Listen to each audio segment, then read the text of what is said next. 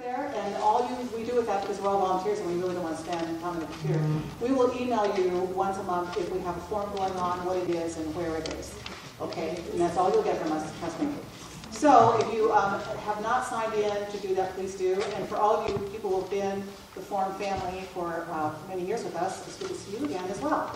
So, and for you newcomers, they are a rowdy bunch. People just get a little crazy, so be careful. Some of the housekeeping items, the important ones first. If we do have a preparedness thing happen here, we have an exit door here. We have an exit door here. You go back down the stairs. There's the elevator. And for the bathrooms, you go out the door all the way down there, so give yourself a head start. Okay, my name is Kathy Bartos, and I've been with the Forum Committee since a bunch of us decidedly, just like, I don't know if wine was involved, but we committed to doing this like once a month. So anyway, Judy Welsh is another one, and Nancy McGarrett. Huh? 6 years now? I think it's 6 years. Do I look at it? Tonight's forum is an exciting one. It's Are We Living in Paradise? And we have the Quad County Public Health Preparedness folks with us tonight. And thank you very much. And we had a bunch of dead birds or something to deal with down in Gardnerville, and you were all like worried about it. And, okay, are you still contagious? Oh, good. Yeah, these guys are trouble. Usually what we do when we're in the other building, and I apologize, we didn't figure it out until this afternoon that they were moving us from the place we normally go to, which is the Performance Center. The one that looks like a church. It's really comfortable. It's a wonderful place to do these forums in. But we did manage to squeeze the bar in from over there. So I know some people are concerned about that. So anyway, but normally that's why we do them over there. And so that's pretty exciting. But I really want to focus on our gentleman over here. Ken Grizel is a volunteer photographer, full guy, and he takes these forums for us. And he's trying to set a record within 24 hours, get it up and loaded on the internet so that you can come and watch it. Wow. You guys can see yourselves. And don't forget to take off 10 pounds. Camera takes off 10 pounds. So, but anybody here can access it, or if you know somebody that couldn't make it tonight, just direct them to our Sierra Nevada Forums website, and they'll be able to see all the ones we've done in the past with only very few exceptions. So that's exciting. Normally, when we have issues like climate change or, I don't know, anything that might really have a lot of varying opinions on it, we have people write down their questions. We screen them and make sure they're not duplicating each other, or it's a tirade instead of a question, all that stuff that happens. And then we address them to the speakers. But tonight, because this is a topic I think really unifies everybody, when we get to that time, usually right around 7:15, 7:30, when the speakers are done, we do ask if anyone has a question. We've got a portable mic if you need it, and then we'll take your questions. Sound good? Anybody have any questions for me? Okay, good. Well, then we're going to get on to see how many of you did your homework. Raise your hand. Oh, you were told to read this about the speakers before I got up here, so I wouldn't have to read it while they sit here and they blush and go, oh, that's so embarrassing. So, but I'm going to give you the highlight. We have Jeanne Freeman. She's got a PhD, and she is the Public Health Preparedness Manager for the Quad Country region. You want to just stand up so they can see who you are? Then we have Tod Raw, who's the Battalion Chief and Deputy Emergency Manager for Carson City. And we also have Dave Fogerson. Okay, I said it right? Third time. Deputy Fire Chief and Deputy Emergency Manager for Douglas County. So, with no further ado, I'm going to hand it over to Jeanne to take it from here. And thank you all so much for showing up tonight. To reach out to you and talk about how we get to partner with all of you to help make our communities better prepared. So before we get started, I am curious, why did you choose to come tonight? Yes, ma'am. I think fire is the absolute worst scenario that we face in Carson City. Okay, so we think that fire is the worst scenario that we would face in Carson City. I saw another hand over here. Yes, ma'am. I'm new to Carson, so I have lots of questions. And We were here for the little earthquake in December, and I felt it, and I knew it was an earthquake. Yes, so new to Carson, you have lots of questions. You were here in December when the earthquake happened. I'll tell you right now, it jolted me up as well. I texted my emergency manager, and I was like, was that an earthquake? And I grew up in Southern California. So, yes, I knew it was an earthquake, but my husband was gone, and so my work husband got to answer my questions for me. Why else did you come tonight? Yes, sir. My wife and I do disaster relief work all around the world, and we wanted to see how prepared the area is. Great, great. We might be picking on your brain a little bit tonight, too. Yes, ma'am. Well, I've lived here for years, but I'm not prepared. Okay, so lived here for years and not prepared. I hate to admit, but there are things I'm going to talk to you about tonight that I haven't done yet either. So sometimes we say, do as I say and not as I do. Were there other hands while you're here? Yes, ma'am. I just wanted to know what your plans are, what the city's plans are, and like where the evacuation centers should be, Okay, that sort of stuff. great. So what are the city plans? Where are evacuation centers? Learn more about what's out there and the information and what we're doing to make sure that we're able to support you during those emergencies. Yes, ma'am. I'm concerned about how the communities in Kenyon are planning to deal with horses in case of fires, like evacuating horses. I have 3 horses and 2 horse bedded at the end of the way out of the canyon up there at the top, and I'm worried about it. Huh? Voltaire Canyon? Keith Canyon. Okay.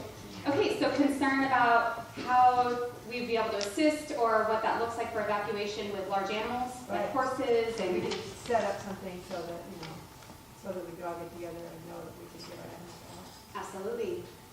Any others? Yes, ma'am. Well, I'd like to know how you collaborate with other, say, nonprofits like the Red Cross during an emergency. Okay, great. So how we collaborate with other nonprofits like Red Cross, Salvation Army, and those types of agencies when it comes to emergencies and our response. All right, so when I say emergency or disaster, what does that mean to you? And here you are, you thought I was going to be the one talking. I'm making you talk, right? All right, so when I say emergency or disaster, what does that mean? Anything that displaces us out of home, or it could be without electricity, even in home. Okay, so something that displaces you from your home potentially, or something that could force you to stay in your home, but you could be without something that you consider to be essential, like electricity, Right. which is heat and power and all of our other ones. Is there another hand with that? Okay, what else does emergency or disaster mean to you? Go for it. A disaster is an event that exceeds the local capabilities to handle and manage. He's got the perfect, what we call FEMA definition of disaster. Federal Emergency Management Association, or agency. So it's, anything, a disaster would be what exceeds a local capacity for what we have available and so forth. So there's a lot of different reasons why you need to be prepared. And maybe you've heard some different guidance as to what it means to be prepared. What do you think are some of the items you would need to help you be personally prepared? Water. Food. Some of you have opened your bags, I see, or I hear. Shelter. Okay, batteries, flashlights, what did you say? Shelter. Okay, so a shelter, maybe another location that you would go to. Medications. Medications. I'm required by law to remember my children.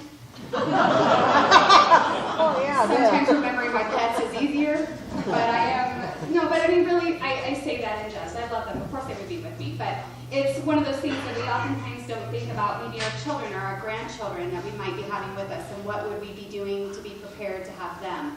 What about our pets? We hear about our large animals and so forth, but if you were to leave your home and you were being asked to evacuate, what does that look like? And so we're going to talk to you tonight about some of the things you can do to be generally prepared. We look forward to all of your questions. I'm going to talk to you a bit about general preparedness, and then Chief Raw is going to come up and talk to you about fires, and then Chief Fogerson is going to speak with you about floods. I'm going to come back and speak with you about disease outbreaks, and we'll tie it all together and then have you ask questions. I'm comfortable with you asking questions at any point in time. If it's burning in your mind and you need to get it out, by all means, get it out. Are you ready to move forward? Let's get prepared together. So our speakers, we were all introduced to you today. We all collaborate along with a variety of other people within our Quad County region. And when we refer to Quad Counties, we're talking about Carson City, Douglas, Story, and Lyon counties. We work rather closely together, and we work with everything from school districts to emergency management, our healthcare agencies, long-term cares, you name it, we've got those relationships. Sometimes our relationships do involve wine, which I hear you guys build your relationships on too, which is amazing, and so forth. But most of the time, obviously, when we're working in a uniform, we are not doing that.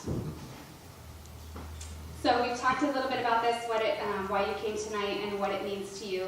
And the reason I ask those questions is because it gives us some information and helps us identify what are some of the things we want to make sure we touch on tonight, but then to also get you thinking about what that topic is and what we're talking about. So overview.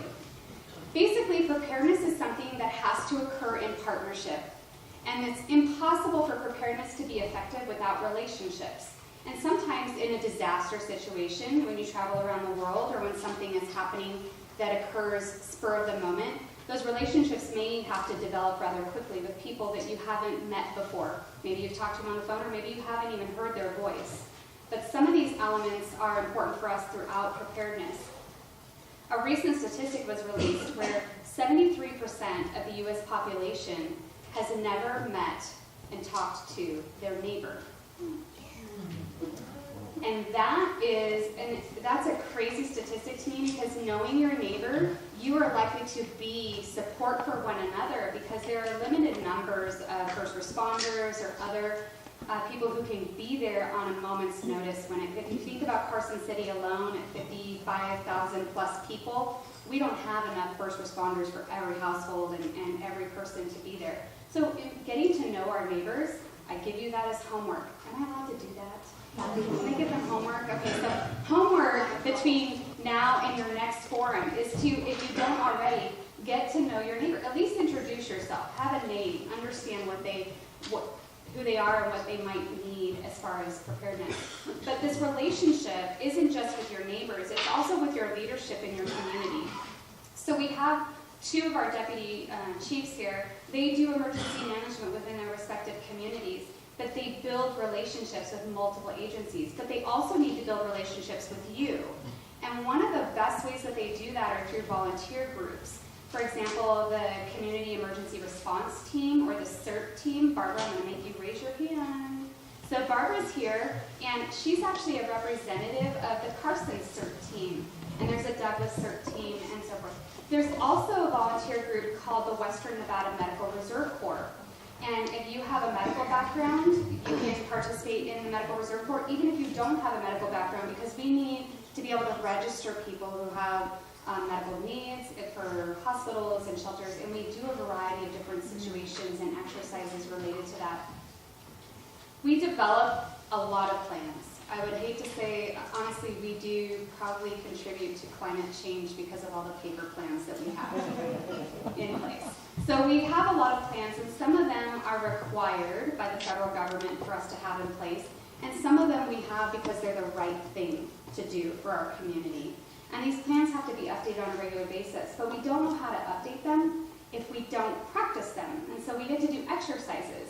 And this is where we love to have the community involved on two different levels. One, helping us in writing the plans, because we do put these plans out for public comment.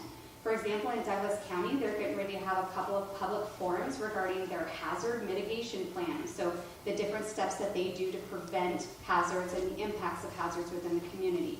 And that's a required plan, but it's one of those things that they want the public feedback on.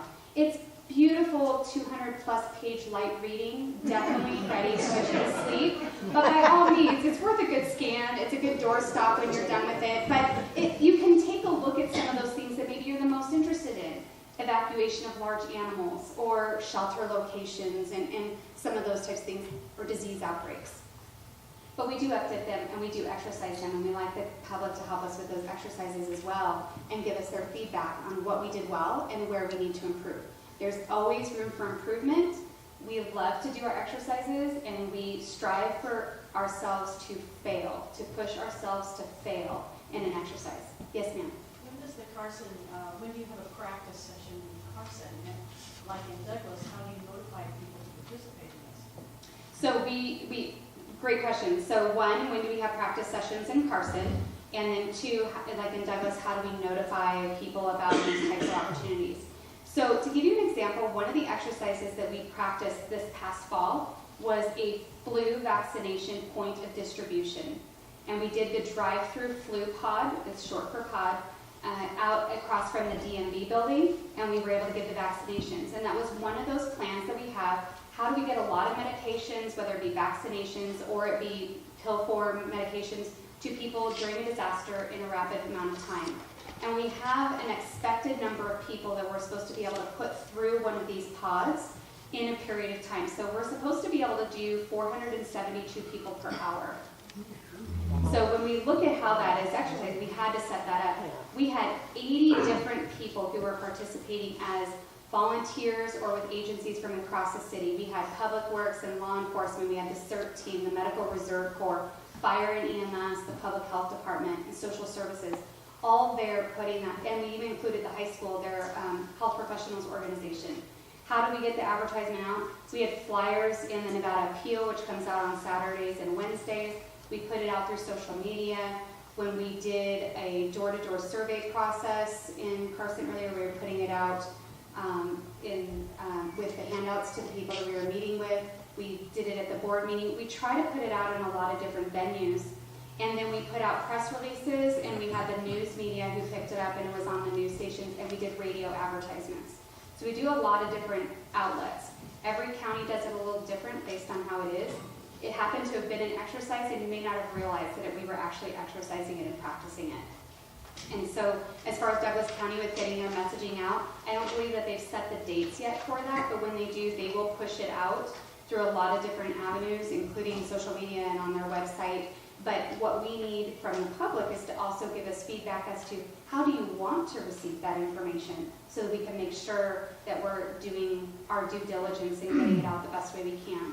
One of the other things that we did for the flu pod in Carson is we sent out a call through our emergency alert reverse system called CodeRed, and that's a system that you can be signed up for, and it will push a call out to whatever phone number you have registered. And we were going to do that for 3 days, but we got a lot of pushback saying, please don't call me about this kind of stuff. So it's meant to be for emergency purposes, but we have to practice it so that we know that it works. So those are some of the things that we do try to do. Yes, sir? I was in college a long, long time ago. Not that long ago. In Los Angeles, I was participating in 2 disaster drills for earthquakes in which I was a disaster victim. So I was covered in blood. I was examined, labeled, triaged, and sent to a hospital as part of the emergency preparations. Yes. And I did this on 2 occasions. And do you have anything that's like that? Do you plan on anything that's like that? An actual emergency practice? Yes. So that's another great opportunity. That's where we tie into our CERT teams a lot. We get them involved in those practices, and we use them as our victims. And we get to moulage them all up with fake blood and fun stuff. And it's like Halloween every day when we do that. But those are what we call our full-scale exercises. Those are the ones, and there's different levels of exercising that we get to do. A lot of times we do exercise as we practice. We get to sit around a table and have good discussions that help us. The phrase we like to use is we get to crawl, walk, and then run.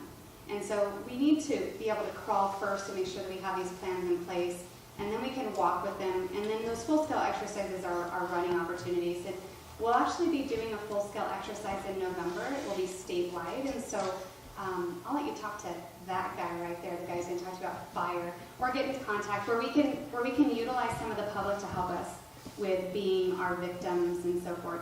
I think the more that you become familiar and playing those roles, the more comfortable you are with some of the plans that we have, and it helps you be better prepared as the public as well. Do you have a question? Just 2 quick comments. Sure. I do receive CodeRed alerts, but I do not receive an alert such as you described.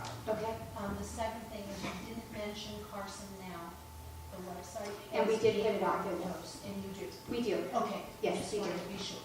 We do. Thank you so much. So she made the comment that make sure that we're posting on Carson Now, because that's an important website, and that she did not receive the CodeRed announcement when we were doing the flu pod. And so it's always important to make sure, like I recently changed a cell phone number and have Nothing's changed. Nothing's changed. Okay, so I get all the rest of this. we'll have to figure it out. You get all the water rights from Public Works. I take it. Got it.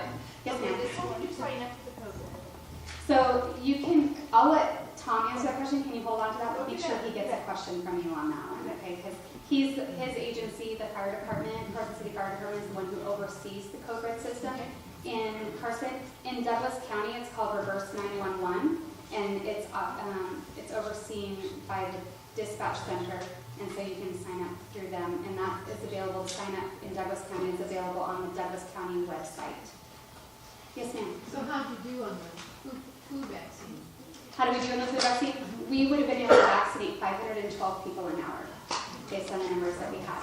So we didn't have that many people go through, but based on the timing and how we were able to look at the hour, we'd be able to do 512 people in that drive-through event during that time, which is a great number for us to be. We've exceeded what the federal government requirement is for us. Thank you for asking.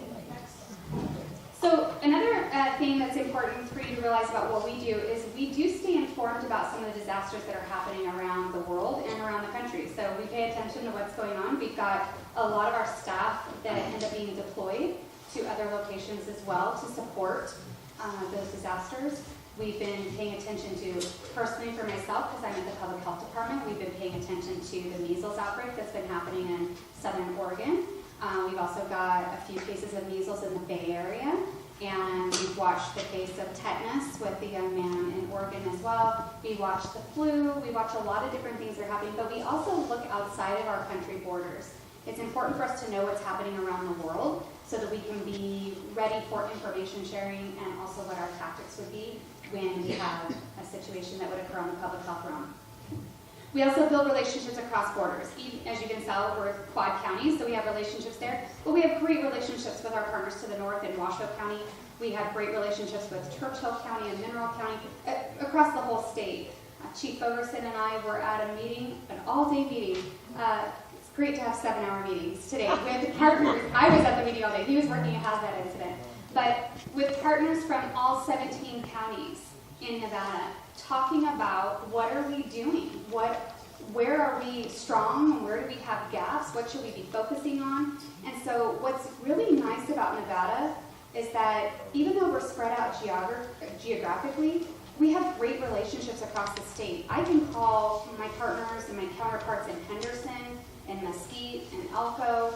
I can call them in Pahrump and say, hey, I've got this question, or I've got this issue, what are your thoughts on this, or can you send somebody to help? And Nevada is a very great state about sharing. That doesn't happen in all states as nicely and as neatly as it does in Nevada. We have a great, what we call mutual aid system here. We also offer and teach a lot of different classes. So everything from hands-free CPR that our CERT team does. Our CERT team is also going to be involved in offering Stop the Bleed training within our community for traumatic incidents, to teach people how to use tourniquets properly and how to support any kind of incident that would happen. Soon we're going to have an application that is going to be rolled out called Pulse Point. And Pulse Point, you could get the app on your smartphone if you have one. And it will identify, it will use your location device. And if there is a cardiac event that is happening within a certain distance from you, it will notify you on your cell phone, because you might get there before a first responder can get there and be able to help save that person's life. And it will also tell you where the AED locations are near you as well to assist with that. So we're doing a variety of different things to help our community. And then we take different steps. We call them mitigation steps. We take steps to help make our community safer. We learn from disasters. There will always be learning lessons from disasters, and we do try to make sure that we incorporate those. So what can you do? Provide feedback on our plans, participate in writing the plans, and prepare your household. So you've got the packet today. There's one of the items, and Tom's got another one for you, so our Chief Raw has another one for you. But this item, it's 5 things. There's a flyer in there about 5 things to get started with your preparedness kit. If you don't have one started, use these 5 things to get one started. I have my young son, he's a Cub Scout. We went to Walmart and we bought buckets for our Cub Scout den, and they're developing their own preparedness kit as Cub Scouts. The bucket was $1.50, the lid was 50 cents. We have $2 for this bucket, and they just get to start in that. And what we've taught them is 1 thing a month. At the beginning of every month, add 1 thing to that kit. And at the end of the year, you've got quite a kit going, because it can feel expensive, it can feel overwhelming to build a preparedness kit, but doing 1 thing a month can get you started and make good headway. You have another flyer in there that's about flood preparedness, and specifically about durable medical equipment, and Chief Fogerson talks to you a little bit about flood awareness. Think about your neighbors again. Think about your family members who might use durable medical equipment. And in 2017, we had the concern about Highway 580 or 395 being closed in Washoe Valley. And one of the concerns that we had was, would we be able to get the durable equipment that we needed down into Carson and the Carson Valley for people who would need it, when the durable medical equipment companies are all up in Spanish Springs, which is northeast of Reno. So if the road's closed, how do we do that? And we were able to work with some of those companies and bring some of that durable medical equipment down here, and they allowed us to house it down here in preparation for if that roadway was to be closed off. That was important for us, because if we set up a shelter as well, we need to be able to think about what that might mean. But if you use durable medical equipment, talking with your DME company about what the emergency plan would be if there was going to be something like a road closure is important for you to also be cognizant of. And then the bag in and of itself has a little checklist on it if you were to take the flyers out. We recommend that you have copies of important documents to make yourself prepared, because you may leave without your wallet, but this might be close to where you put your keys, and you may not have your driver's license, and you may not have your birth certificate, and when they ask you, how can you prove who you are, you need to be able to do that. So maybe a copy of the medications that you take, and a copy of your rental agreement on your property, or your house agreement as well, and then copies of your driver's license and some things to give you some identification. So put it in the bag, because then when you seal it, it doesn't get wet when it's snowing like it is right now. 3-day supply of food and water. Typically we say a gallon of water per day per person in your house. I don't really have a whole lot of space for that, so we have other devices that we use in our home. We purchase things like life straws or other devices that would allow us to do that. But having some water available, but also keep in mind the water needs for your pets and so forth. So a gallon of water a day really isn't that much, and that's for everything. So during disasters, you're not showering. Don't worry, nobody is.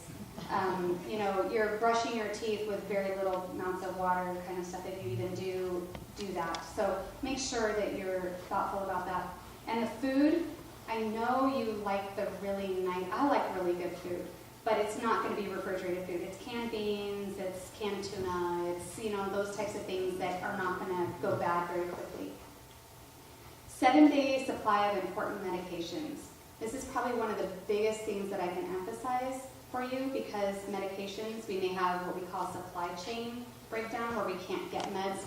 Just think about the snows that we've had in the last couple of years, and how many times Interstate 80 has been closed to truck traffic and those types. It's had an impact on our grocery stores, so you may not have gotten your favorite apples, but it certainly has had an impact on our pharmacies as well, and the medications that have been available. And I do realize that there are challenges when you're on medication refill schedules and they will only refill it after a certain day. Talk with your healthcare provider about if they can write a script for an emergency capability where you can then do some rotation with your medications. And most healthcare providers understand that and are able to work with you on that so that your insurance can cover that. Yes, ma'am?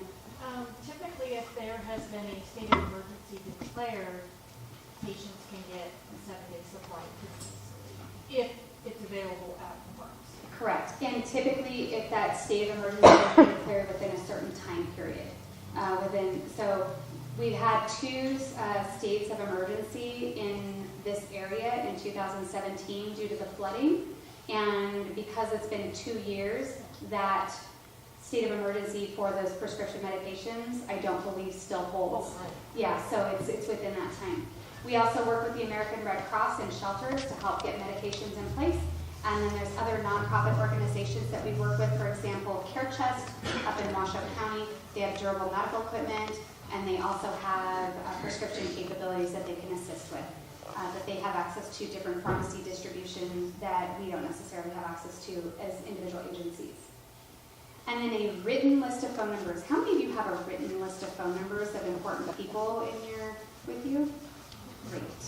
That's wonderful. Those of you who don't, that is homework assignment number 2. By the time you leave tonight, you'll probably have 5. But homework assignment number 2 is have a written list. A lot of us have those phone numbers in our cell phone. Cell phone loses power. You don't know the phone numbers. You don't know them by heart anymore.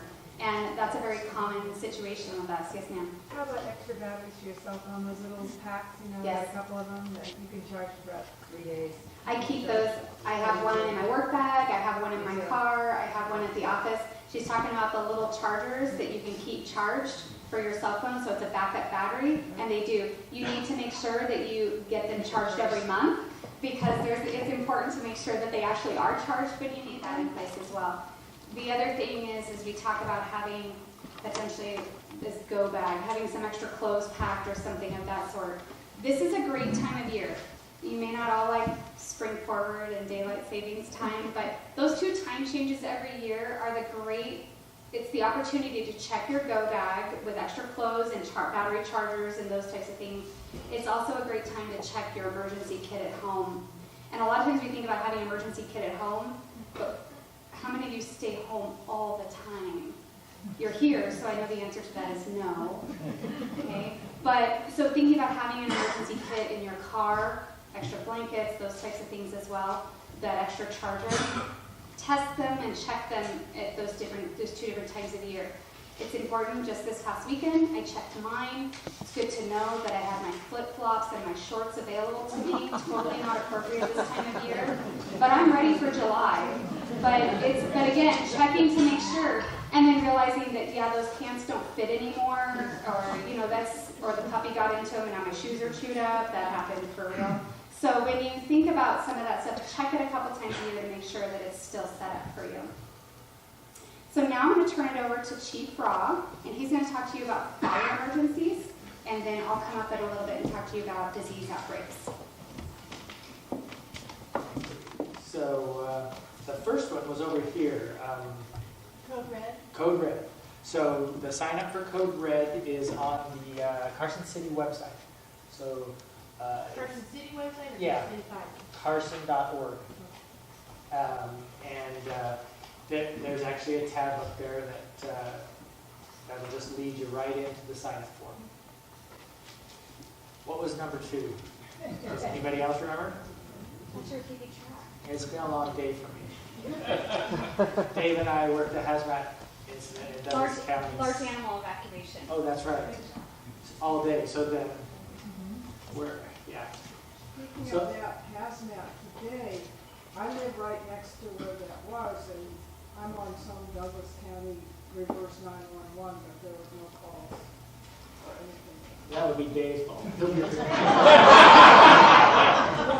wondering, why not? He'll have an answer for that. Okay. The large animal stuff. So you have horses up at the end of Kings Canyon, 2 horse trailers. There are 13 horses in that canyon, according to my count. What we usually do is we usually open up Fuji Park as a large animal evac center with the corrals and the stables and all of that. That's what you did during the waterfall fire, Right. which was very helpful. And so that's the evacuation point that we send people to. Now, transportation's another thing. I hate to say it, but during the waterfall fire, when we had that, we had so much emergency traffic up and down Kings Canyon, and the road is 2 lanes. We had some pretty good traffic problems. So getting first responders up the canyon and getting evacuees out of the canyon, a lot of cities and towns that have wildland interface issues like we do on the west side had that issue. The Oakland Hills fire back in the late 80s. Several deaths were attributed to just traffic. And Did that happen to campfire too? Some people just couldn't get out. Exactly. The road, so. Mhm. What are the possibilities of maybe putting in like an access emergency loop road out of there? We did it in Mammoth. We did it in Mammoth because the volcano scare finally, it was, we had one road out of town and they made a 2-mile road. Yeah, but, I mean, that's something way above my pay grade. and the problem I see with that is acquiring the land, whether it's federal, public lands, or whether it's private lands.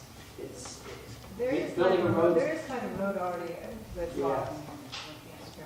Are you aware of the road that runs from the upper part of Kings Canyon all the way down to the water company?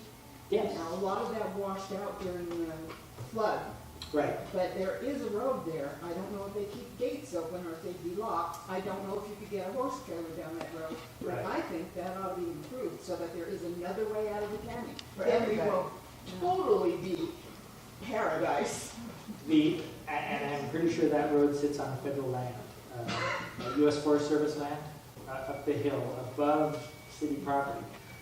When you talk about U.S. Forest Service land, we're in a whole different realm of city. The city would be easy to work with, Yes. but the U.S. Forest Service is. No, I won't make that. I'm for the state anyways. Yeah, that's a whole different ballgame, is trying to get easements and access to Forest Service land. That's all up to them. My recommendation would be to approach the city supervisors at one of their monthly meetings. We have meetings twice a month with the Carson City supervisors, and approach it in that fashion, because we don't exactly know what property that land is on right now or whose it is. So jurisdiction really comes into play. I think it's really important to have another way out. I mean, if you've got a little tiny road and a whole bunch of people on animals trying to get out It of certainly is. Personally, I mean, I have my sneakers on running sideways with everybody behind me, but, for people that can't really do that, Right. you could die. Mhm. Pretty serious. And we saw that in the campfire Yes. this last fall. Right. So, go ahead. I sort of have a suggestion. I think it would be a brilliant idea to run a fire road, a buffer road from the Kings Canyon Waterfall Trailhead in that cul-de-sac all the way across the north side of the Border Meadow to the creek that joins Kings Canyon Creek, right there at the east side of the meadow. You could keep that, not only fires that come down in the meadow, but anything that comes over the hill from Fandango, all those could be caught there and stopped. Great suggestion. It's easy, a bulldozer, come on. Right. And it comes back to whose property it is. It's the state. So, All right, the Open Space Committee, when they, bless their hearts, bought that area that is on the east side of the meadow, those hills, they didn't want Right. McMansions looking down on Carson's #1 recreational area that was left. So a lot of that does belong to open space. so The there's, ability to be here for just a moment, I gave these speakers a time limit. Oh, You got some okay. great, you got some great ideas, I live in Kings Canyon, so thank you. My husband has a bulldozer. And we have full moon night. So anyway, but thank you so much. So, but let's save some more till they have their lot of time to do what they prepared, and then we'll open it up for questions again. Is that okay with everybody? Yes. Okay. and that's a great way to go, is approach the open space group and push that agenda through them. So let me continue. So I'm here to talk about wildland fires. We call in the fire service, we have an acronym called WOOI, and it's the wildland interface, where we have houses that encroach into forested and heavily wooded areas. Well, it doesn't even have to be wooded. Heavy brush areas also. But it's wildlife, okay? People, as we grow, we're pushing into those spaces more and more, especially around Carson City. The west side timberline keeps moving up the hill. The Lakeview Estates is a perfect example of a WUI neighborhood, as well as the top of Kings Canyon.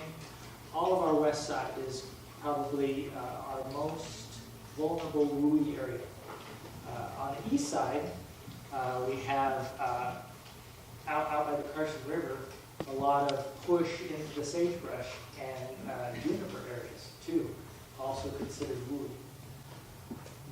Those areas, fortunately for Carson City, we've had several fires around our borders in the last 10 years, and we've naturally, with fire, reduced some of the fuel potential in those areas.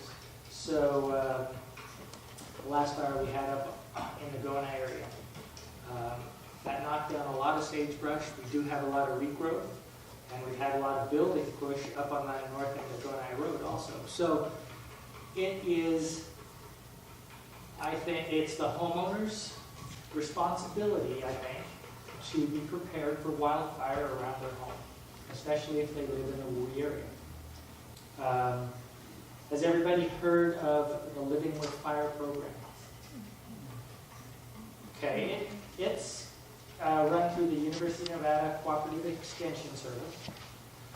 Great organization, and everything I talk about tonight, I have 3 handouts, and you'll be able to pick them up at the back table on your way out. But the Living with Fire program prepares homeowners living in a WUI area how to make your house and your property fire resistant. Okay? Great idea. Go ahead. We work with Firewise in western Wyoming. Is it anything like this? Similar to Okay. Firewise, yeah. And you'll be able to. We have several regional teams in our area that manage fires. Has everybody heard of the Sierra Front Incident Management Team? Okay, well, that's a fire incident management team that covers from Bridgeport all the way to Susanville on the eastern front of the Sierras here. Okay? So, fires that happen in those areas, if they get big enough and local agencies cannot handle them on their own, they call in an incident management team to manage resources and manage the suppression of the fire. We have 2 of those teams on the Sierra Front, plus 5 other, they call them Type 3 incident management teams in the Great Basin area. And when I say Great Basin, I mean all of Nevada, Utah, southern Idaho. That encompasses the Great Basin. So when you hear Sierra Front teams, we stay on the Sierra Front. We protect the eastern part of the Sierras. Great Basin incident management teams protect all the other places in Nevada, Utah, Idaho, and sometimes southwestern or southeastern Oregon. Okay. We do have a fuel reduction program here in Carson City. It's attached to the Carson City Fire Department. We have a crew of 10 guys that have projects throughout the city in reducing fuels in public space that will help protect the neighborhoods around them. So they mostly work on the west side. And how many people have seen the sheep? Not yet.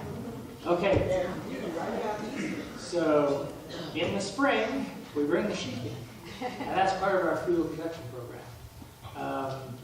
Those things eat everything.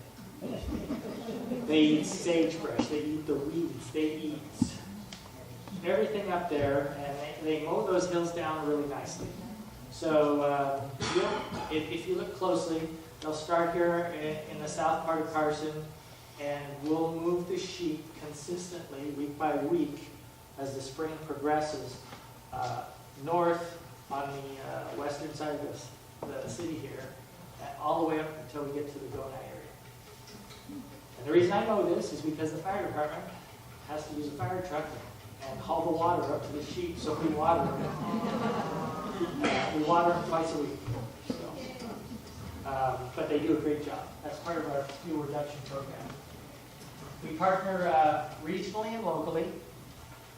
Carson City has a minimum of 15 guys on duty every day. 15 guys to support the whole city. That supports medical needs, emergency medical needs, that supports fire needs, and that includes structure fire as well as wildlife fire. So when things happen in Carson, and we get a little thin on resources, we call our partners, and our partners are in Douglas County, Lyon County, Story County. They're in that Quad County region that Jeanne talked about. So the reverse happens when they need help. Douglas County has something happen down there, just like today's hazmat thing. We went down and supported Douglas County with a hazmat event. They'll come up here. Matter of fact, we call Douglas County Station 12, Carson City Station 5, because we use Station 12 on top of the hill here a lot, especially for mutual aid resources when we're short. Okay. We have statewide partners. There is a statewide program, and Mike's very familiar with it. Mike's a retiree from NDF, worked there for a long, long time. And we partner with the state. They have a lot more resources than we at a local level can pull in for wildfires, and we're talking aviation resources like helicopters. We're talking crews that come from the conservation camp out of the prison. So if stuff happens and it's big and it's bigger than our local partners can help support with us, then we call the state.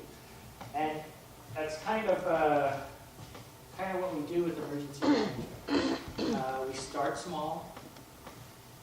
We handle an emergency if we can on a local level.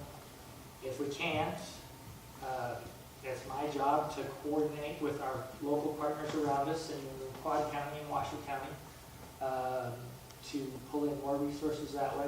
And then if it goes bigger than that, we ask for state help. If it goes bigger than that, we ask for federal help. And that's how Freeman gets involved ultimately. Okay? And we develop plans and educational campaigns. I'm telling you, Jeanne wasn't lying about the plans we developed. The library paper in my office alone could heat your house for a year. So, you name it, we have a plan for it. From floods to earthquakes to everything on the board. I did bring a little small preparedness guide booklet that pretty much outlines every emergency we could have, and their tab gives you some thoughts and some ideas on how to keep your family safe and prepared in a disaster. They'll be available in the back also. The earthquake. Who felt that earthquake? Yeah. Well, I hate to say this, but I live in southern Washoe County, which is over the hill. I live at the base of the Mountain Highway. And the earthquake that Jeanne felt, I didn't feel. But my wife says I can sleep through pretty much anything. So I probably wouldn't have felt it even if I was living in Carson City. I did bring an earthquake preparedness guide. It'll be available at the back table also. Let's move on to the next slide here. The right Okay, there we go. So, I put the Living with Fire website up for you. Go to the website, educate yourself. This booklet will help. But their website has tons of great information about preparedness in a wildland fire setting. So pay attention to the weather. Prepare yourself on a daily basis. I get up on a daily basis and I look at where's my weather come from? My weather comes from right here every morning. It usually gives me a general overview of what you can expect for weather that day. But if you want something better, NOAA has a great website. Just go to NOAA's website and there's a daily weather forecast or a weekly forecast or whatever forecast you guys want available for you to see. Okay? It has how hot it's going to be, cold conditions, lightning, all of the things that are important during some of the thunderstorms that we get around the area. And when we get a lightning thunderstorm around here, the fire department's jumping. So we could go to 10, 12 lightning down strikes that actually hit the ground and start a fire within 15, 20 minutes. That's, I mean, they just come, they light this place up, and they leave. They don't stay around for the party. We're the party. We're trying to put the fires out. So, escape routes. This brings up back to your conversation. Know your escape route, not only from your house to a meeting spot with your family, but out of your neighborhood. If we have a disaster or fire, earthquake, whatever, know your escape routes away from your neighborhood. Something big like an earthquake is going to really mess with the infrastructure in the city. So we're talking roads, gas lines, water lines, and electricity. The basic infrastructure that we live with every day. You don't even think about it because it's all invisible, except when a power line or something drops that's over your house. But gas and water, you never really think about it. You open the tap, it comes out. You turn on your furnace, turn on your stove, the gas comes out, right? They all come to your house by pipes. If we have big ground shake and you look out your front door and your streets are all crumbling, what do you think happened underneath that street? So, and granted, if your streets are a mess, you're not driving out. You guys are walking out. So, know your escape routes out of your neighborhoods. The next step there is know where you're going to go. Okay? Evacuation points. In Carson City, we've set up a couple of evacuation centers. And we're actually revising. We're going to revise this plan this year and have a new one out by next year. Currently, we use the MAC Center over on Russell. That's it, Russell Way. I almost lost that. And the community center is available. Fuji Park is available. We have several around town that we can direct people to through the CodeRed process. We have 3 types of emergency notifications that we're using here in Carson City. And Douglas County is using the same, Story County is using the same, as well as Lyon. If it's big, we use the emergency broadcast system. And everybody's seen that, right? When the Weather Service puts out those announcements that come across your TV that say flash flood alert or lightning storm coming or whatever, that's the emergency broadcasting system. If we punch that button, we're going to hit a big area from Alpine County in California. We actually hit California people with that, all the way up to North Arena. So that's a big area, and it would have to be something really, really big, and that's why weather uses it a lot, because weather can cover a lot of territory.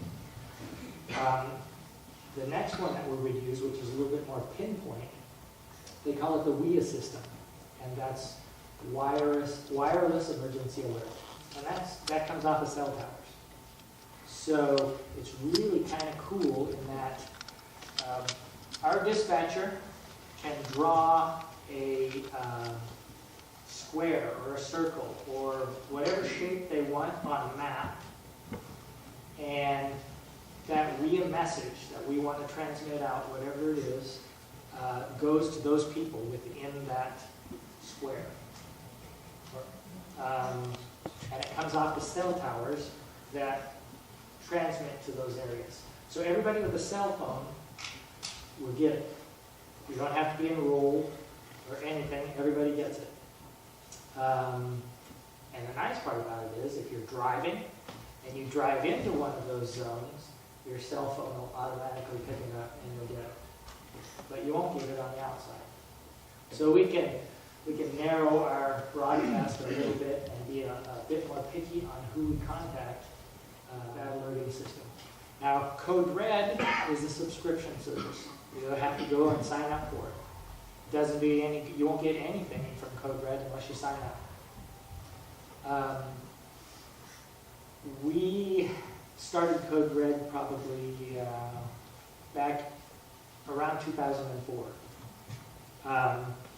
We had a big group of people sign up for it, specifically for emergency broadcasting. And we didn't have anything else at the time to use. So, and it worked great back then. Since then, our Public Works Department has been using it a lot. And I'm sure a lot of you have seen some of the Public Works messages, like your hydrants being flushed out, your drinking water might be brown for a while, or stuff like that. So CodeRed for us has turned into more of a city messaging system. And we've dedicated the WIA and emergency broadcasting system for our emergency broadcast now. So you'll continue to see CodeRed if you sign up. If Public Works is doing water work on the pipes or anything in your neighborhoods, electrical issues, mostly notification type issues will come across that, okay? Just so we're clear there. It's great to have if you want to know what's going on in your city and where we're doing work. CodeRed is the thing to have, and it's free, so it just takes a little time to go and sign up. Help her, Nate. Oh, I got a question. What's your current radio coverage at this time? What channels, what's the radio coverage at this time? For emergency notifications or? Emergency announcements. Okay, so like I said, we really don't have a radio emergency announcement. It'll come across cell phones and your TV. Okay, so we have the emergency broadcasting system and the WIA wireless emergency alert. So nothing, I'm not sure where you're going with the radio. What kind of radio? Like on your car radio? Radio stations, sometimes you carry those and you're very effective. You're driving around in your car. Oh, okay. So AM radio. Oh, no, that's actually AM, FM, yeah. But also AM on certain channels covers emergency coverage as right. well. And that's what I'm asking you. What is the current? So currently we have relationships with radio stations. It's getting a public service announcement out to them so they can broadcast. And depending on the emergency, if it's a notification type thing, that's pretty easy. But if it's a pretty good emergency that's big enough to affect a lot of people, usually our dispatchers are too busy at the time to send them an announcement type thing. So radios usually pick stuff up by the emergency broadcast system includes radio, and KUNR is the primary station in this area. Right, and so KUNR would pick it up. We would punch out the message from our dispatch center. Radio stations could pick it up and repeat it. But that's where you stand with that. Any other questions? Okay, let's move on to helping our neighbors. So it works well when you have a team in your neighborhood. you've heard of neighborhood watch, right? Well, that's a team of crime-fighting neighbors, right? You're looking out for each other's property and stuff like that. The same thing goes for preparedness. And we use the team concept at the Quad County level a lot, and I've talked about that, assisting our neighboring counties and them coming to assist us. But the same thing works in your neighborhood. If several neighbors band together and become a team, during an emergency, things go so much better. Okay? Your resources are greater, your manpower is greater. A lot of things happen in emergencies like that. Down trees, traveling, all of that sort of thing simplifies when you have a team. So I can't stress that enough. Work out a team with your neighbors, and that was part of your assignment that Jeanne gave you, was to go out and meet your neighbors. Okay?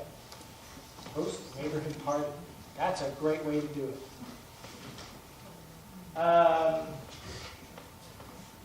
Take training such as large animal rescue. I personally have not heard of a large animal rescue training session or class in this area. You have? Yeah. In Washoe Valley, they do trainings a couple times a year through the horse ranches that are out there, and they help people who even have large animals or who don't have large animals know how to support one another during that, because horses become very stressed with fire, and so being able to keep them calm is important with that flashing that is around their faces. So they do this large animal rescue a couple times a year. I can get your email or your number, and I can let you know when the next one's going to be happening, when that comes out. But it's one of those things that they advertise it, and then they push it out through typical news channels and stuff that they're going to be doing that. But they do offer it twice a year to help with transport and stuff as well. And that's where your neighbors can come involved too, because I don't currently have horses, but I've always had horses in my life, and so I support a lot of my neighbors because I'm down in the Minden area, and I have to be able to help them cover eyes and walk out and get them out and keep them calm, because those large animals can also read your vibes as well, so it's learning how to keep yourself calm as an adult as well. Perfect. Yeah. Can I answer the questions? Perfect. Okay. And then, as Jeanne said, build your go kit and have it ready. Okay? You just never know when you're going to use it. And I hate to say it, but firemen are probably the worst about being prepared at home. I personally don't have a go kit, so I'm going to, after this lecture, go home and start working on it. That's my assignment. Okay, I'm going to bring Dave up, and he's going to talk a little bit about floods. Please don't forget the literature in the back table when you exit. Look it over and take what you'd like. And if you have any questions, we'll get them at the end. You ready? So good evening, everyone. Thanks for inviting all three of us here. And this is the wonderful partnership that we do have here in Northern Nevada. All of us are very resource poor, and all of us rely upon each other very, very much. Today, Chief Raw was out helping with the hazmat incident, and in the middle of me texting the other 4 county emergency managers and public health preparedness folks about what's going on in our community, Story County emergency manager texted, but wait, I got one that'll top what you got. And so it's that kind of collaboration and coordination that we all share that helps us get through these events. And a lot of these events, like Chief Raw was talking about wildland fire, very resource intense incidents. Carson's got 15 firefighters on duty. We have 20 in Douglas County. And so putting those resources together to go and work together. And then some of these other disasters, such as a flood, start in Alpine County, because everything bad starts in Alpine County and then flows to the rest of us. And so there's another way where we can work together, because Alpine County is going to give me a couple days notice. I can give a day's notice to Carson, who can give a day's notice to Lyon County. And that way we move resources around and we can work together jointly. And so it works really well to play with each other. But we don't just play with emergency management, fire, law enforcement, public health preparedness. We really involve, especially with floods, we start looking at other outside partners. We talked about the Red Cross already, the Salvation Army. But when we start talking floods, now we're talking the Army Corps of Engineers. But we're also talking about the Carson Valley sub-conservatory district. There's actually a flood management group that takes care of the floods, or takes care of the river for us. Ranchers, because a lot of times what we're trying to do is divert some of the water that flows in the river into the ranch lands. So coordinating to make sure that they don't have animals in those ranch lands while we're doing those things. And ranchers really know a lot about water because that's what their business is about.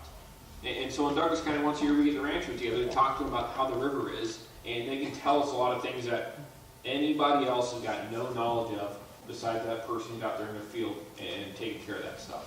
And so playing with all of us really works out really well. And then the National Weather Service. We are very blessed in Northern Nevada to have some pretty cool weather forecasters here at the regional office. And they lean forward very far to help us out. In fact, one of them has gotten in trouble before for leaning out a little too far with providing some preparedness messages for us.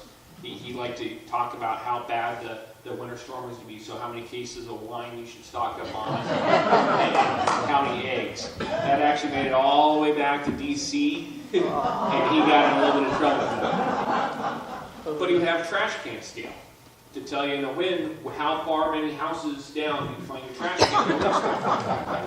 Very legitimate public messaging for us, and it worked out fantastic.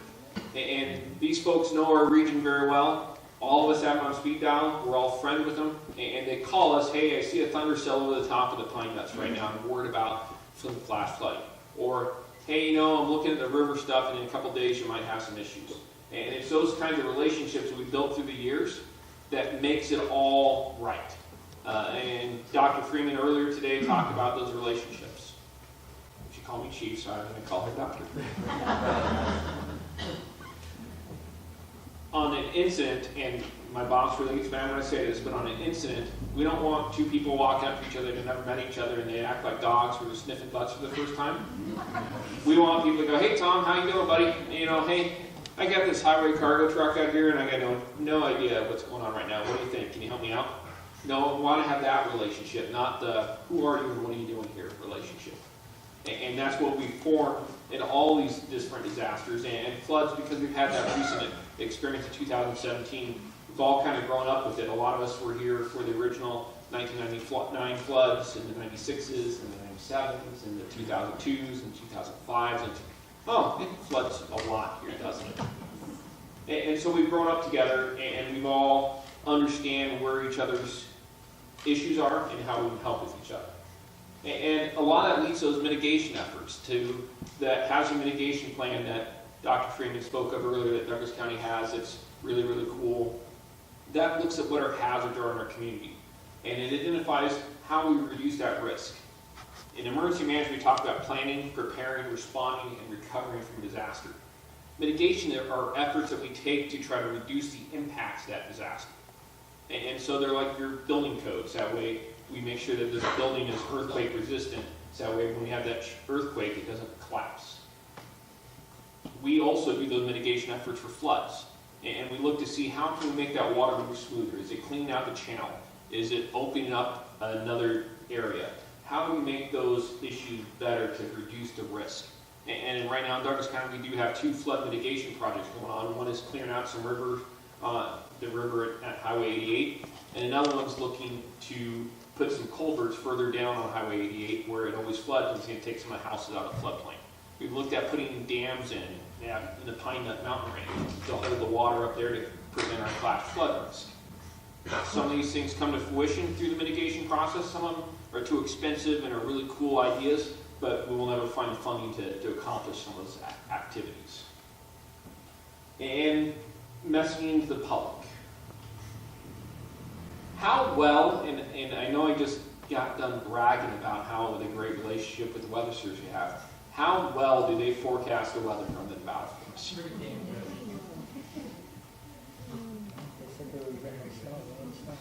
We did. They got it good today. Yeah, they got it good today. It snowed for 30 minutes. They'll even tell you, just because of where we are with the mountain ranges, we are one of the most difficult regions in the United States to predict the weather. You know, and most of the forecasters that like that challenge come here for that reason. Because if you go to Oklahoma, and you go to Kansas, you go to Nebraska, it's pretty flat, pretty normal, pretty easy for those forecasters, they say.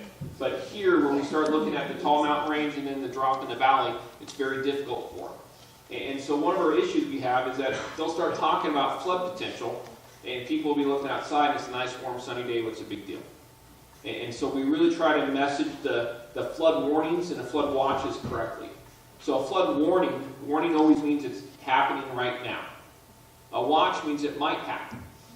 And if you think about the flooding event, you know, a flood watch means that we might have flooding because that atmospheric river might come over. And if you remember the old days, atmospheric rivers used to be called the Pineapple Connection. And so it's a warmer storm comes over and it's going to start melting that snow and put a lot of water on the ground. But all of a sudden that storm doesn't hit us. It goes a little north of us or it goes a little south of us. And then people go, well, it didn't flood the last time the Weather Service said flood watch. But that's their job, is to say it's a watch. It could occur. And so we really try to work on those messages to try to get that across. Flood warning means it is happening or it will happen immediately. Flood watches means it's going to happen. And then we also got to think about the flash flood potential, because during this time of year, we're always worried about the river floods. Come July, we're not worried about the river floods, are we? But what we're worried about is that thunder cell that's sitting on top of the pine nuts or sitting over one of our burn scars someplace in northern Nevada or northern California that then drops a ½ inch of rain in 15 minutes or an inch and a half of rain in 15 minutes. Because we did have that if you remember, it was last summer we had an inch and a half of rain dropped in 15 minutes right by the Topaz Lodge and washed the entire mountainside down and closed Highway 395. So flash flooding events are a little more difficult for us because they got to kind of predict when the thunder cells are coming, and then Chief Raw and I are looking, okay, thunder cells coming, we're going to start getting up some wildland fires and start redistributing our resources, start moving stuff around, and then all of a sudden that thunder cell comes from a dry cell to a wet cell and dumps a lot of rain on us, and then we've gone from wildland fire mode to now flood mode with debris removal. And so we got to remember those different types of floods. We got to remember that they can always happen. This is in northern Nevada. If you don't like the weather, wait 15 minutes. So we always got to make sure we're watching for those, especially the flash flood events occurring. And if you look at us, we're in a valley. When we had a flood in one of our communities, I pulled up, water going across the roadway, and the gentleman was leaning against the street sign. And he's holding on to the street sign, and he's sitting there, and he's got kind of a smirk on his face, and he goes, when I bought this house, I never thought they would flood here. And so well, yeah, it floods here. And he's holding the street sign, and the street sign is called Creek Drive. And he keeps on going, and then I realized, no, he's not joking. He's serious. He just always has a smile on his face. But while I'm thinking he's joking, I say, well, sir, you do live on Creek Drive. Yes, but I never realized why they called it Creek Drive. And so it's that recognizing that potential for the event to occur is the big spot. He lived there for 20 years, never had water across the street, never knew why they called it Creek Drive. All of a sudden, the right conditions exist, and he now lives on a creek. And so some things that we need from you, because we can only do so much, and this is always the fun part, especially with floods. Wildland fires, we can do a lot of things with wildland fires. We can put fire on the ground to get rid of the fuel. We can put firefighters out there. We can use aircraft. We have a lot of resources with that. Floods, you really can't push the water anywhere. We can kind of try to contain it a little bit with some sandbags, but that more keeps it out of the places we don't want it to go. We can't redirect that flow unless you do like the big dig they did in Fallon, and they actually dug some new drainage canals for them, but they had some advanced warning. And so we need you to be ready for that flood event, rather than hoping that we're going to show up and move the water out and make the water go uphill. So we'd like you to go to nevadafloods.org. They're a really good website that talks about all the flood potential in Nevada. Know your floodplains. If you live on Creek Drive, there's part of the reason why it's named Creek Drive.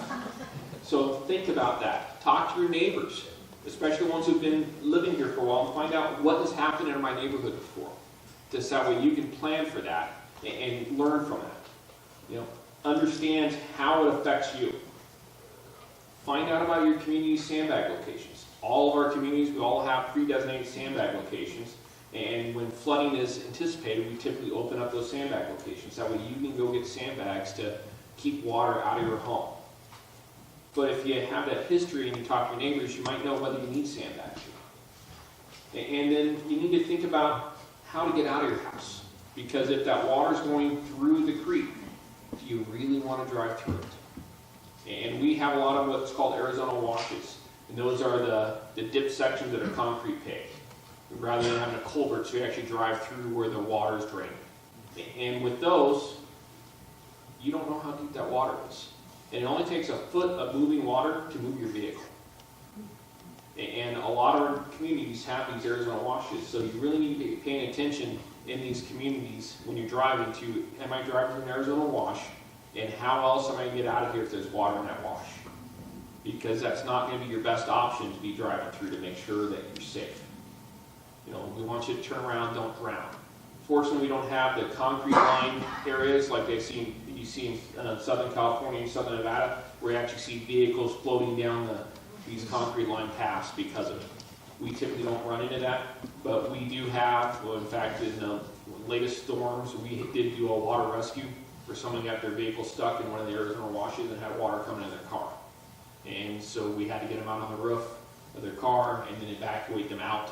And then that's a pretty pricey tow bill to get that car now towed out of that Arizona wash, you know, the next day when the water's receded. Plus the damage to their vehicle. And then that go kit. Because you might stay at home, but you might not have power. You might not have natural gas. Where that flood is affected or other impacts. Because a flood doesn't happen by itself, something else drives it. You know, that storm rain event, if you remember back in 2017, our worst damage wasn't from the flood on the second event, it was from the windstorm that came before the flood. And then the flood just manifested that damage even worse. And so you need to be thinking about all those different events, and that go kit really helps out good. So that way if you need to leave your house or if you need to stay in your house and be better prepared. And we had a question earlier about why we didn't use reverse 911, because in Douglas County we don't use CodeRed, we use reverse 911. If you go to the Douglas County website, you can sign up there for it. It's managed by our dispatch supervisors. We, on that hazmat call today, we had a semi-truck that was parked on Micah, or on 395. We actually pulled it over, chased it from the original scene, trying to find it, pulled it over, and nothing was leaking from the vehicle. There's no odors coming from the vehicle. And so the only thing we needed to do is close the highway down so that way we could work around that vehicle. But we didn't have a public health hazard or public safety hazard, so we didn't notify the residents in the area because we just needed to close the road because we had a fire crew on the roadway and then to move resources up and down it. And then to get that vehicle off. Had that vehicle been leaking or something bad was coming from it, then we would have probably done reverse 911 and the wireless emergency alert system. So that way we had both those messages going out. So it's all how much you warn the public to make sure that they have the right information, but not also scare the public at the right time. You provide them the right information so they can take action. If you remember a couple years ago, speaking of floods, Lyon County has a retention basin out in Dayton. Well, they asked the Weather Service to send out an emergency alert because the retention basin was going to overflow and flood into about 15 homes. The Weather Service sent a dam failure warning to all of northern Nevada. Oh. That kind of scared a couple of people. And so we're really cautious with our public messaging to make sure that we warn the public of the hazard they need to know about, but also provide them the information to take care of that issue so that way we don't spread mass panic. We're used to cats live with dogs. We don't like to spread cats live with dogs to other people. Any questions on floods or anything Tom can answer for me? I'm watching Marshall Lake every time I drive to Reno. It seems to me we are not very likely to make it through this whole season without that thing covering 395, 580, whatever they want to call it. Thank you for that one. Absolutely, and 395, 580, that's hilarious. But, NDOT, I know last year we talked to NDOT because that was a concern last year as well, and NDOT's got some plans to put up a small retention wall along the side that they can put up at the last minute as water continues to rise. They were monitoring that situation. We talked to them about it last year. I've spoken with them this year about it, but I know last year that was on there. They had kind of a, this could happen, and this is what we would do to mitigate the situation, keep the roadway open. And if you lived here a long time, when I moved here in the early 90s, I remember water in the center of the 395 and water up to the roadway on both sides. And then like 3 years later, you can, it was completely dry, and there's no water in Little Washington. And remember, that's not our only way to go. I know, you Yeah. can go all the way So up, there's all the way alternate around. routes, Right. yeah, alternate routes available, so. Absolutely. And those routes will get really crowded if we close that valley. Yes. Well, they had to close the interstate the other day through Washoe Valley. And it was pretty amazing to have to merge again on old 395. Yes. Any other questions on floods? I'd like to ask a couple of scenarios of both of you. This first one will sound ridiculous, but what is the probability that Tahoe Lake will break through the mountain and flood Carson? Anybody worried about that? That is nothing that any of the geologists or Okay. any of the experts have ever mentioned to us. They talk about a Schwesh. Can never say it, but it's a Earthquake result? yeah, from an earthquake that we might have water spillage, but it's going to go north to south, not east to west. And there's no drain in the bottom that they say that you can pull out and flood the mountain. The second scenario was from a lesson in Wyoming. We owned a cabin for about 30 years. Last fall, 60,000 acre fire developed and burned a third of 150 cabins. Ours survived, but we had worked with firemen doing triage assessments on our cabin for a long time. They talked about fires in the country where you get this raging inferno somewhere and then you throw embers, half mile or a mile to somewhere else. What's the probability that I don't know, Lake Tahoe woods on either side would erupt and send embers into West Carson and all the trees? One of the biggest reasons that, especially at the Paradise Fire, they've done a lot of research and they've looked at through the years is that ember storm. We're not looking at the wildland fire starting because the fire burns right up your house, but because a group of embers hits your house. And especially if anybody has junipers, those are just nothing more than solid form of gasoline right next to your house. So if you have those, please yank them out for our behalf. And so that is a concern. One of the things that we do have working with us is our prevailing winds here. At least from the valley to the lake, typically the Sierra front, the Carson range, never burns up or down, it always burns sideways. North. And it burns south as well. It can go either way. This depends upon whether we have a low front or a high front or high pressure system coming in. Traditionally, it does in the summertime go north, but we do have low pressure systems. It goes north. But we do still have low pressure systems during the fire season that will push it south as well. It just depends. But normally it burns kind of up and down. But we haven't really had a large fire up in Lake Tahoe that has done an ember cast down here. So they're always protected from us, but us protected from them, we've never really tested because luckily we've never had that kind of fire up there, but it is a potential. Historically, we've had 3 fires that have had the ember cast that you're talking about, and that was the Cullen Ranch fire in Reno. The winds were 50 to 70 miles an hour during the fire, and those embers it was a horizontal ember storm. So they moved horizontally. They went into, the weaknesses on homes are right at the top of right below your roof, right at your attic vents, okay? And those horizontal embers went right in attic vents, and that's how the houses burnt down in Palm Ranch. We had a similar thing with a Little Valley fire. The ember storm started coming down that hill, and that fire moved to the north through Washoe Valley.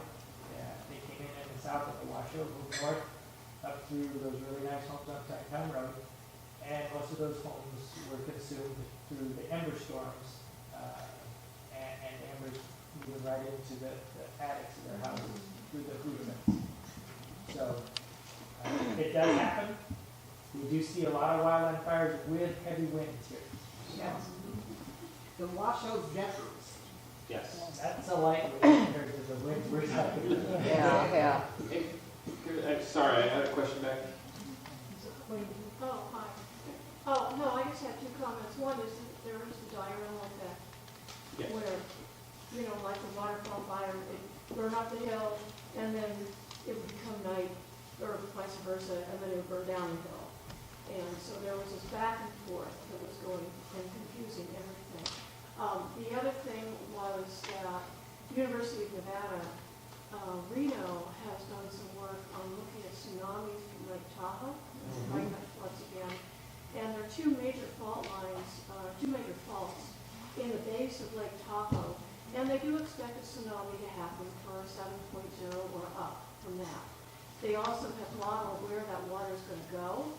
Well, the east side of Tahoe is going to be wiped out, but it's not going to swim over the mountain to Carson. It's going to go down basically through the break around the Kentucky River, and then it's going to flood Reno. So we're flying here.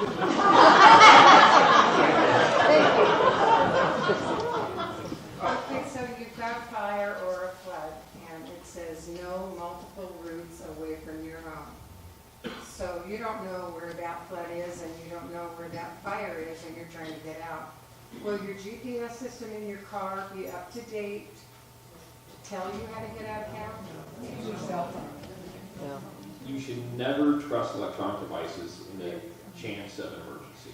You should know some major routes out of your house. Try to find 2 or 3 ways out, because that wildland fires become one direction, so if that's the way you normally come, go the other direction. Same thing with a flood. And some of this you can kind of pre-plan and figure out, especially on the flood sides, you know, where is your risk by talking to your neighbors and seeing where it's happened before, where you see those washes, where you see the river rat. But electronic devices, you gotta remember during a disaster, you know, you don't wanna put all your money in one corner. Even though it is Nevada, we still don't like to bet all outright. Use your senses. The wind is important. If follow the wind, okay? The fire is coming from, the wind is pushing the fire, follow the wind. So go with the wind if you're getting away from it. There is a product out that a manufacturer has made a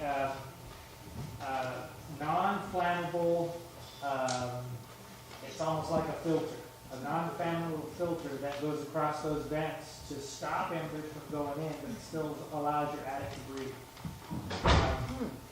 It's out there. There's 2 others. One of them is a vent that intumesces, like intumescent paint. That when the heat gets to it, it actually swells up and closes the vent all up, which means that after the fire you have to replace your vent. And then they now make one that has a baffle behind the vent that's made out of metal so that the embers come through the screen, but they get trapped and drop down into the metal tray in the baffle, not onto the plywood in your attic. There's several products out there. Yes, ma'am. With the ember stuff, years ago, prior to 1993, there was a fire in Sierra Valley, and the winds were strong enough that it brought it up and over the Sierras into the Cold Springs area. Mm-hmm. So it's we've seen spotting at least a mile in advance of the better wildland fires, and that just we always kind of go out 1 mile that is a potential, but you know, with everything changing and with the buck kill the trees and our wind events here, especially with we have the Carson sink, and it sucks all the wind out, and because the heat rises, and so we have that stronger wind effect here to the downslope on the Sierras, and it really does affect us a lot. yes. You guys have all seen the convective columns on these fires, and they almost look like a bomb went off. The columns of smoke that come. Well, that's not just smoke. That's smoke, that's embers. But that column goes up to 30,000 feet and then levels off. It can take stuff with it for long distances. So it's a very powerful event. A lot of energy is expended. I just have one comment. I'm really grateful that you guys are all there taking care of as much as you are, and you're so well prepared. Thank you.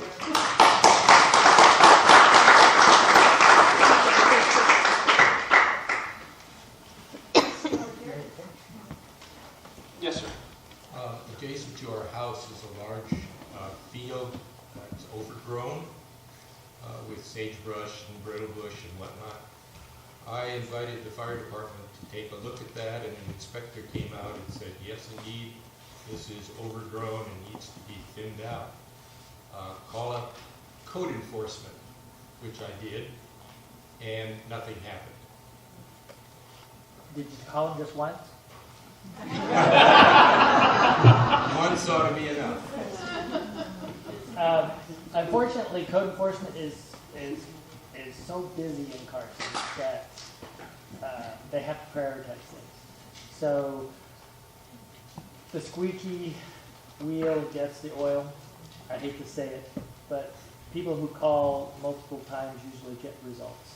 Now, what does code enforcement do?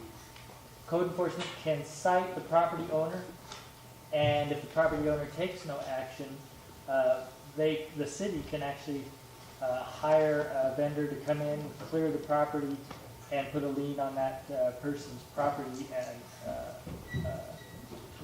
if they go to sell it or whatever, they have to take care of the lien.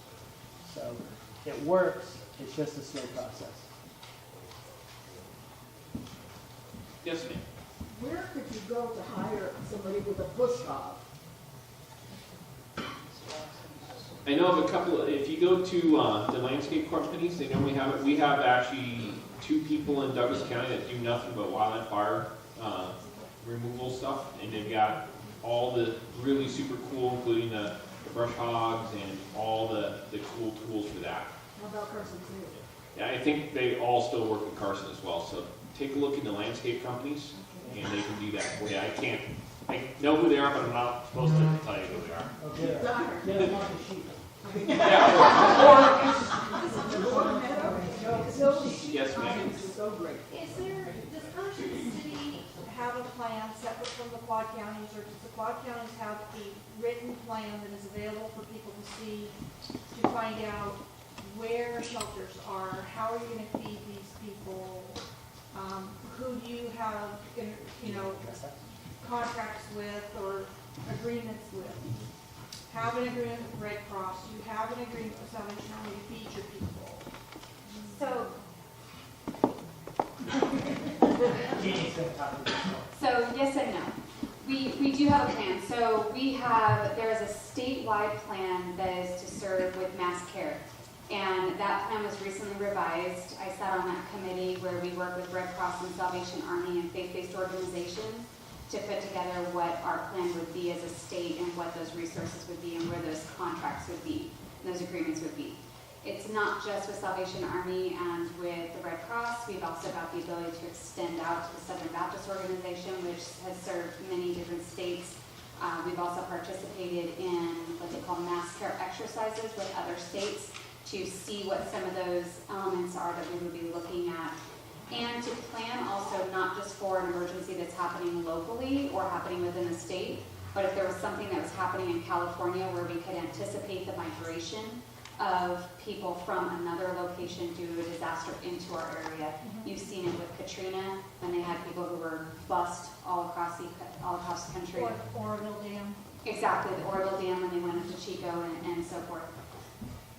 Locally, we've had a really superficial plan as to what our shelter identification, our locations would be. There were a couple places that were picked out, and we use those more as evacuation centers.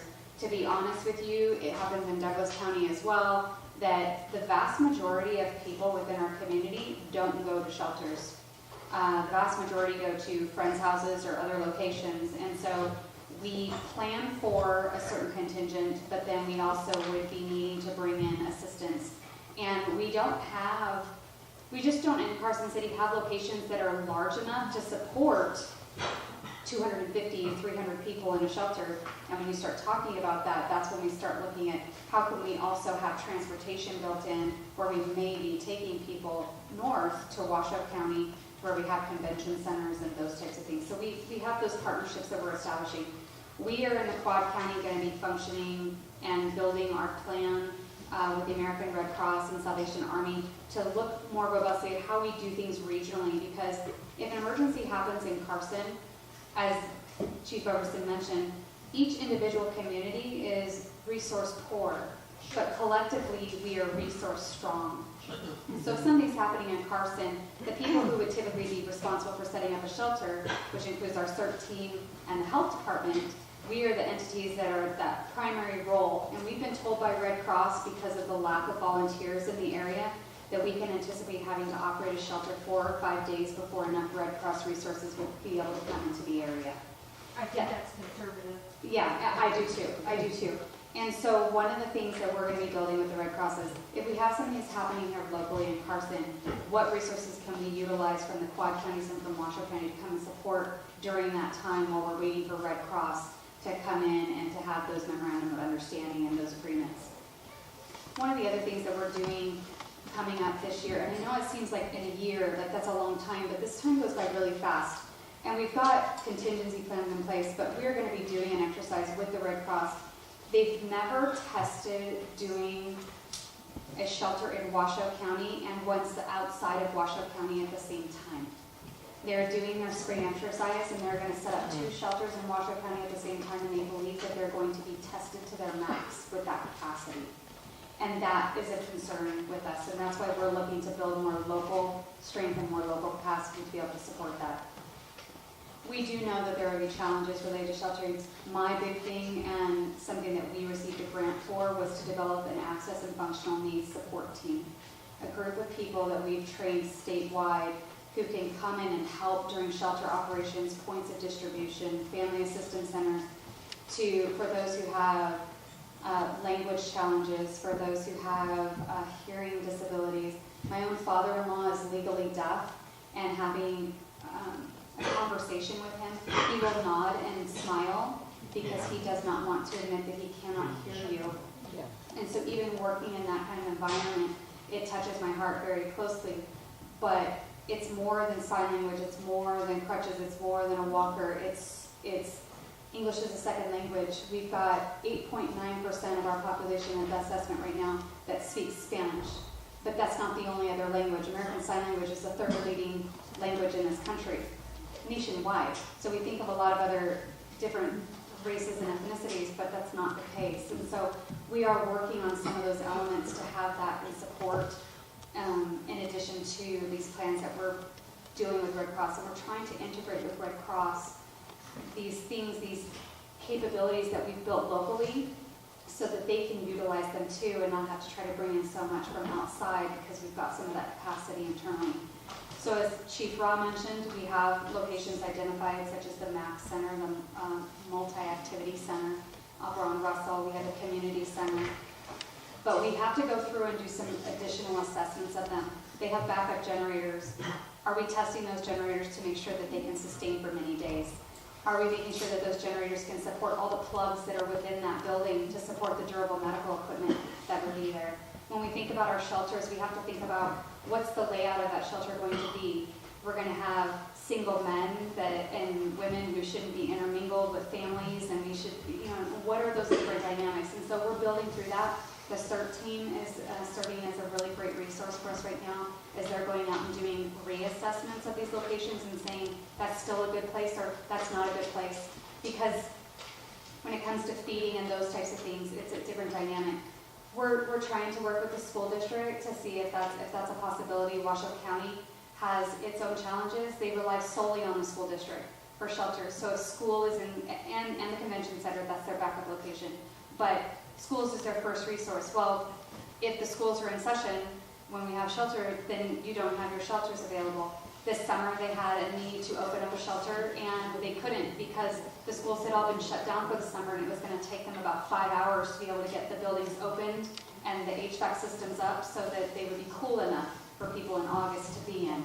And so there's some interesting dynamics with what we're doing, but we are working on it. We have a basic plan. It's not as robust as we would like it to be, And that's why we need to also build one more on the quad side. Douglas has their plan, but they need it to be more robust as well, because ultimately, none of us have enough resources to do it all. So you foresee having 8 plans that include all 4 counties?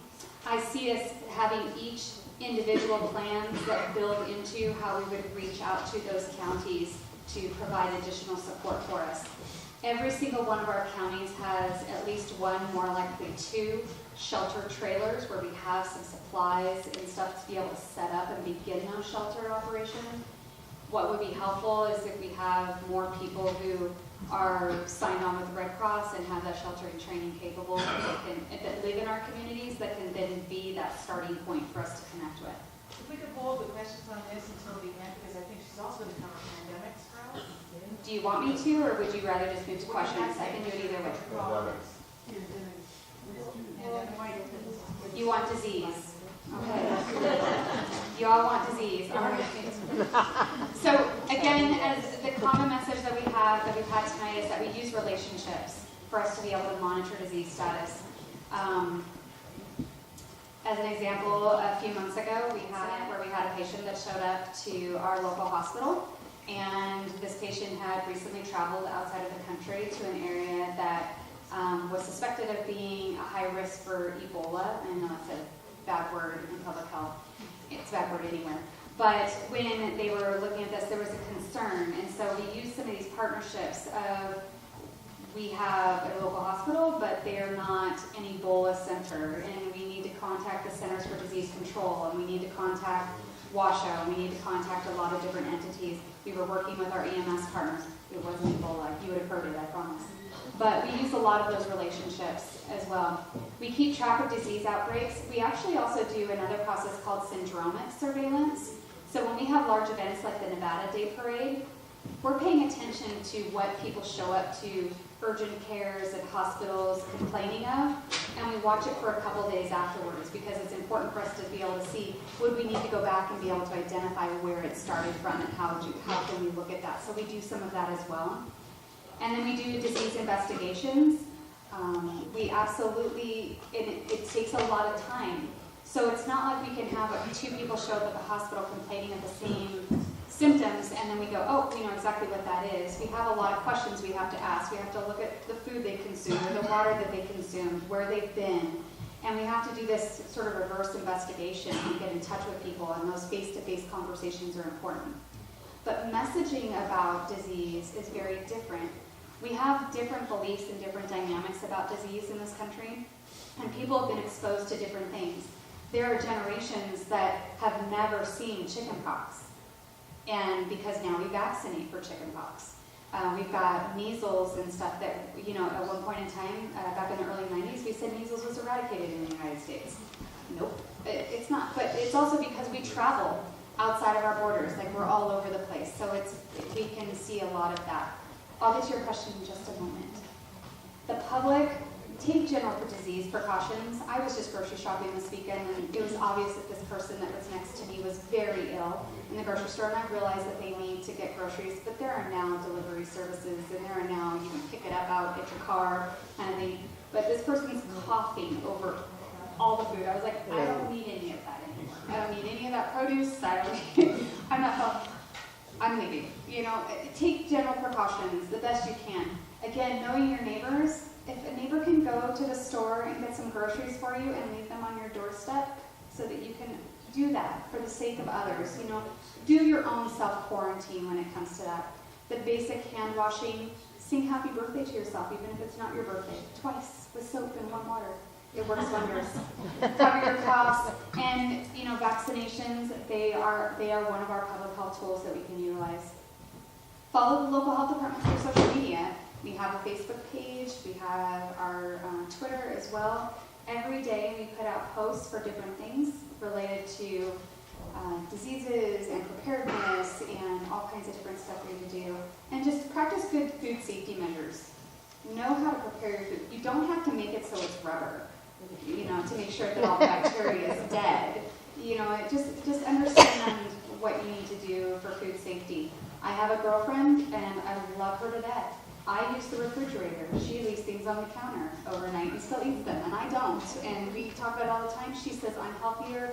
I'm like, no, I don't think so. But we have differences of opinion, but take good safety measures.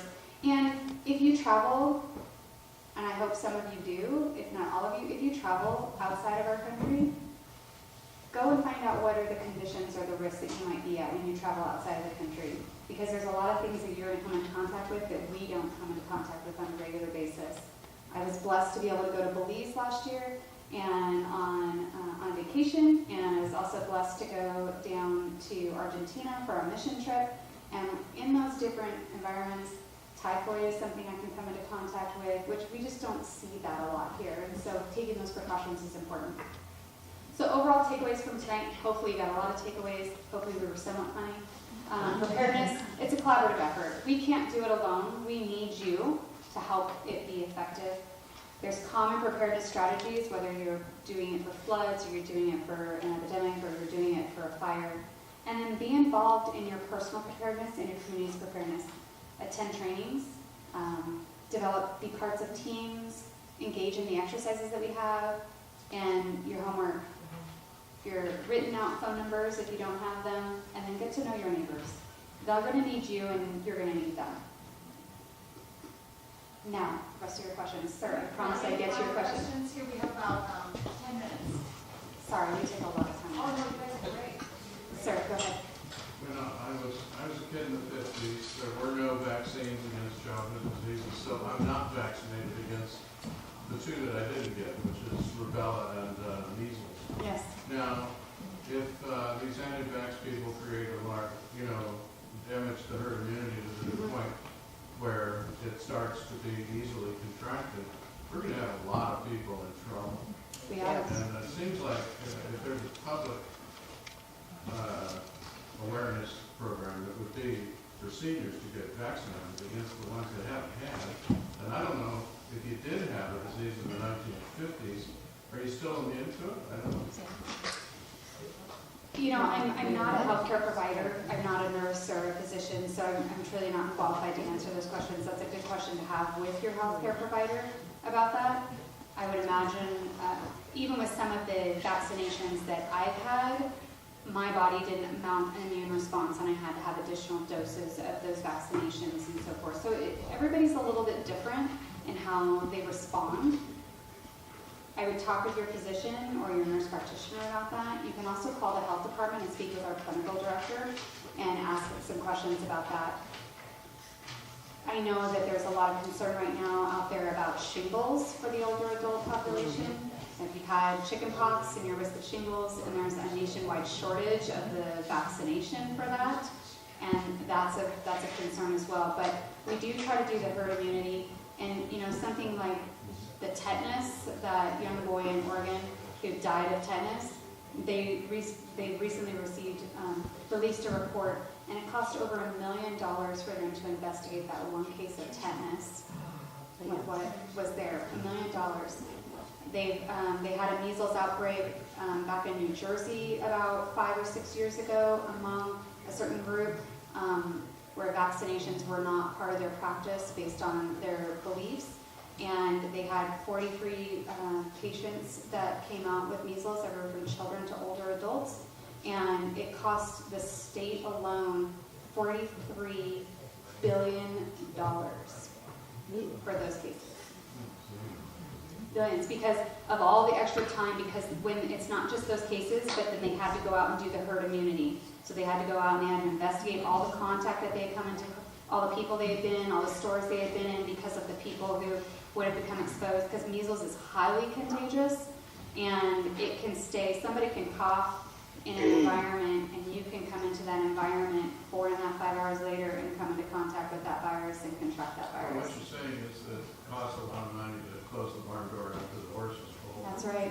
So the preparedness aspect is to make sure people that don't have immunity get it. That they get it, or that the people that are around them make sure that if they can, that they get that immunity, whether it be through vaccination or some other method, because there are some people who can't receive vaccines for medical reasons. And if you think about somebody that you know who, my My grandmother is 91, and she's currently going through chemotherapy for her 3rd bout of breast cancer, and it's very difficult for her. My children are all vaccinated, but I won't bring my kids around her because of the risk to her of them having the sniffles could be absolutely life-threatening for her. And so some of those things we need to make sure that we vaccinate those we can to protect those who can't. Sir? When does Carson City Fire time to hold CERT training for new volunteers? Good question. We've had several requests from people about CERT.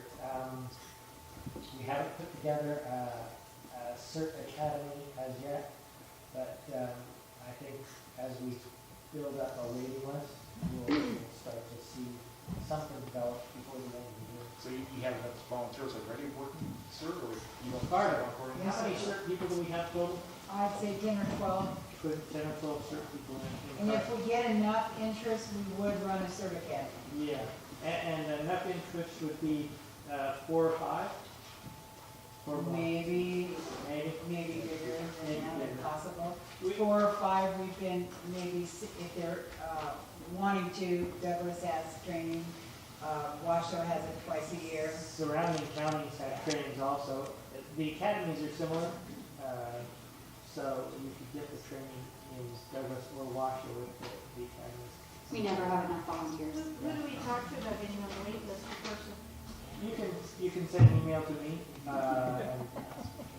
What's my email address in the? No, it's, I can tell you right now. You ready? It's on the Carson Fire website. You can go through the Carson Fire website and you can call the fire department and get signed up. Yeah, and there is a certain tab on carsonfire.com or .org. So, yeah. Do we have another question here?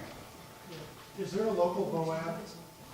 There is a Northern Nevada VOAD and a Southern Nevada VOAD, and to be quite honest, the Northern Nevada VOAD is not functioning the way that it could.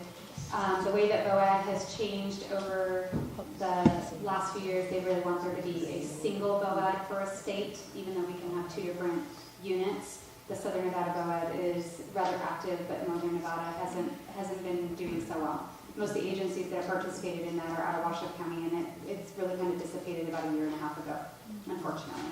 What is that? What is VOAD? VOAD is volunteer organizations. Active in disasters. Yes, active in disasters. No. And so it brings a lot of different agencies together to work, and you get faith-based, and you get nonprofits, and you get a lot of different groups together that come to place. But in Nevada, it just hasn't taken hold up here in the north. Your question, please? You put your hand up. Yeah, have you talked with the state agencies regarding transportation? You know, like for disaster, for moving out of Carson City or Douglas County or Absolutely. the rural areas? Absolutely. So I think what's important to realize is every emergency or disaster starts on a local level. So Okay. local levels, they all have, these 2 gentlemen have relationships and have contacts with different entities within our counties and our communities that can help with transportation. And then when we exceed our needs or our capabilities, or not our needs, when we exceed our capabilities, we reach out to those who are around us, and then we reach out to the state. So yes, we do. So we've got relationships with the school districts, we've got relationships with DART down in, and NDOT doesn't, so NDOT doesn't actually have transportation vehicles. Right. But they know of them. Not so much. Not so much? No, they have dump trucks. You can jump in the back. You drive a dump truck. Cool. But we do the jump around, we do the jack buses, we do the DART buses, we can use the school districts. We would contract out with everything from even the Reno, the bus lines that they use. We could do a lot of those different types of assets, and we have those relationships in place. Even private carriers? Yeah. Oh, good. Do we have time for one more question? Anybody have a final question? And we'll hang out afterwards too if you have one one. here. Yes, as a retired nurse, if I were interested to volunteer with your register with your medical group, what is that called? The Western Nevada Medical Reserve Corps. And an opportunity for you, Put a sign that goes in the back of the. So there should be a flyer inside there's a flyer inside your bag. You can contact my staff if we can get you involved in that. You're welcome, thank you. All right, thank you so much for inviting us.